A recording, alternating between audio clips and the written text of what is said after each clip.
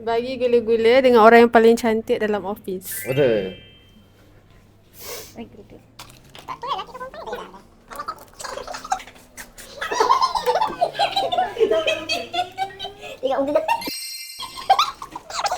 Bagi gula-gula dengan orang yang suka tanggung kerja. Apa? Ambil yang gula-gula tu. Aku sendiri. Kenapa tak ada orang ni? Dah IT ke? Dah kita ke?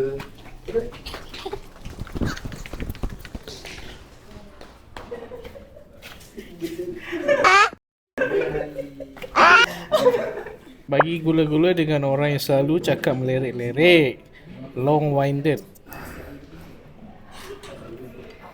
Ambil gula-gula. Gula-gula bagi dia. Itu kok. Kau punya. Ha.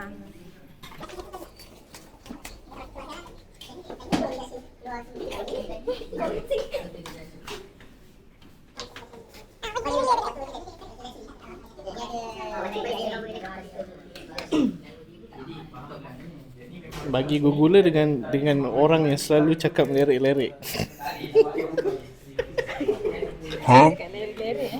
Okey. Mami. Aku ke pokok? Bagi gula-gula dengan orang yang selalu datang lewat. Ambil satu dulu.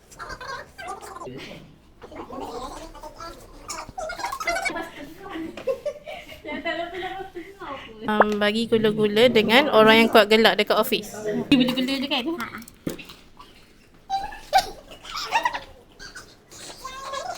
Gula-gula ni ambil ke? Ha ah. Okay, lalas. Bagi gula-gula dengan orang yang sentiasa claim dia on diet.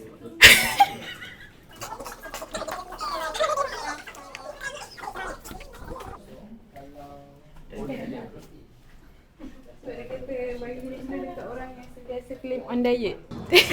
Salah kan? Okey. Kau ambil satu. Bagi gula-gula dengan orang yang suka tidur dekat office.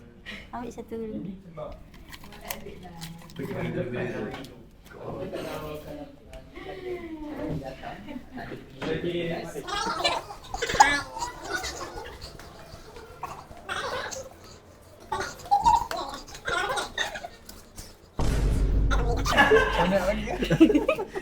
Dia tak ada pandai. Rupanya